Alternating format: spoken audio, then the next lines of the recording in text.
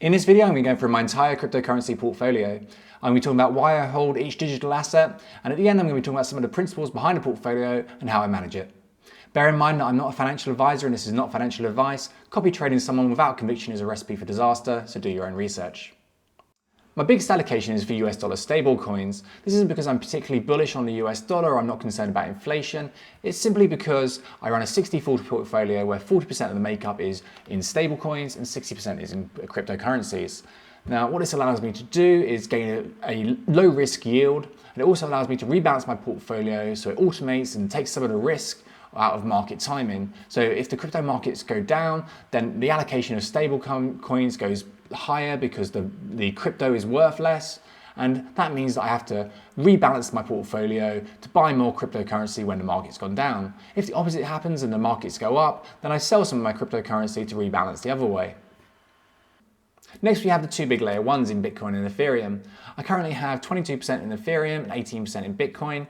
This is quite unusual for my portfolio. Normally I either have a higher allocation to Bitcoin or I have equal weightings, but I'm so bullish on Ethereum that I want to have more exposure to that at the moment. This is because of Ethereum 2.0 coming out and the migration to proof of stake and the environmental impact that's going to have, the layer 2 scaling solutions in Arbitrum and Optimism, and then also EIP 1559 making it a deflationary asset. I think this is all going to appeal to institutional investors, and that's not currently priced in. Bitcoin still plays a massive part in the portfolio, and it's a flight to safety. When the market takes a downturn, money flows back into Bitcoin and stablecoins. Then we have exchange tokens.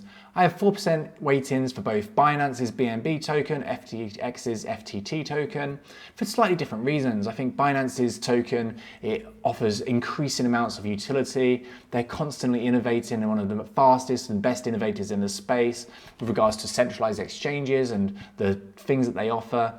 When it first came out, it was just a token that would be burnt and it would give you some exchange trading fees, and then kind of the Binance Smart Chain came about and added a whole new layer of utility. And I don't know what they're going to build next, but I want some exposure to what that team are working on. FTX I hold for slightly different reasons. I think it outperforms Bitcoin a lot of the time. When the markets are going up, it goes up faster, and when the markets have come back down, it goes down slower. I think that Alameda has a big part of play in that, and that they're buying back their own token. And also the exchange trading fees are going up, and I think the FTX team and the trading platform that they've built really appeals to kind of speculators and day traders and that kind of thing, and they're going to get really, really big in the future. If they start to do more with tokenized stocks, then who knows how large that exchange can grow. And having that buyback mechanism where 33% of the exchange trading fees go back to buy back the token is putting constant demand on exchange, which is increasing the price of that token. Then we have a couple of decentralized exchanges that I'm pretty bullish on, both Uniswap and SushiSwap. I have 4% allocation to Uniswap and a 2% allocation to SushiSwap.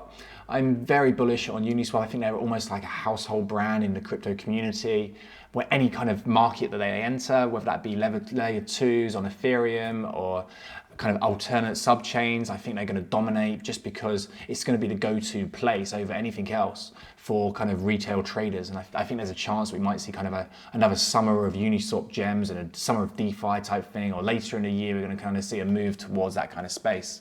So that's why I have a larger exposure to Uniswap. I think that SushiSwap's an interesting project as well. It kind of was born out of chaos, but it's grown into have a really strong community, and while the tech is very similar, I think that they're kind of going to be a contender in the future, and I can see them doing really well. Then I have some more DeFi governance tokens. I have a 1% allocation to each of these. I have Synthetic's SNX token. Again, this is a play on kind of like tokenized stocks and getting traditional finance assets into DeFi. It's a little bit complex in that you have a liquidity pool that traders trade against. And it's been hit really hard by the high gas fees on Ethereum that they haven't really picked up any real world usage yet, or very low trading volumes. I think the layer 2 scaling solutions and Ethereum 2.0 are going to solve this, and it could be really big in the future. Next I have Aave, which is a borrowing and lending platform. It's the biggest DeFi project in the world at the moment, I believe, with over 10 billion in TVL. For me, Aave is the best in class for decentralized finance borrowing and lending. Then I have RenVM. RenVM is a secrets network. It operates via dark nodes, and its main function at the moment is to kind of bring Bitcoin onto the Ethereum network. You can essentially lock up Bitcoin using a tool called Ren Bridge, and that gives you the Ren BTC token, which you can then use for decentralized finance to use for staking or using liquidity pools or collateral and things like that. There's a lot of upside if Bitcoin hodlers do look to get a yield from their holdings, and also they're working on something which executes secret scripts, and I think that could be really interesting for smart contracts. Then I have DYOR Finance, which is again the best in class at doing their automated strategies for yield farming. They produce smart contracts where you can allocate assets and then that automatically go out and figure out the best way to earn a yield. They've got some really smart people working for them, and I'm a big fan of the project. Then I have some tokens which are micro allocations, and all of these are under 1%. One is Avalanche and Avax. It's an EVM compatible blockchain. It's actually multi-chain, so it operates 3 chains at the moment. And I think it could be big and it's good, but it hasn't done so well so far. I currently have that and Pangolin in a liquidity vault, which is getting like 200% APY, so it's doing really well, but it just hasn't kind of taken off to the point where it's kind of getting a bigger allocation in my portfolio. And then finally I have PancakeSwap, and this is almost the complete opposite in that it's done really, really well for me during the Binance Smart Chain when that took off and the BNB token went crazy. And I currently have BNB Cake liquidity pool. I think that brings me about 65%, and then I reallocate the cake that I earn from that to the cake farm. It's done amazingly well for me, but I've reduced my allocation to that because I think that the layer 2 scaling solutions, such as Optimism and Arbitrum, could drain liquidity from things like Polygon and Binance Smart Chain. Now let's talk about some of the principles I use to manage my portfolio. So the first is dollar cost averaging. I built this portfolio up over a number of years by putting in regular payments. This somewhat reduces the risk in that if the price goes up, then you're making money, and if the price goes down, you can buy in lower. Over a period of time, you get an average price rather than buying in at the worst possible time when you first hear about an asset, and then the market crashes and then selling the bottom. The next principle is rebalancing. I have these target allocations which I spoke about, but obviously they go up and down every day. Once an asset kind of gets 10% out of line, or every day I'll kind of look at it and see what needs moving about, and I'll always bring it back to the target allocations. If it goes up a lot, I'll sell some. If it goes down a lot, I'll buy some.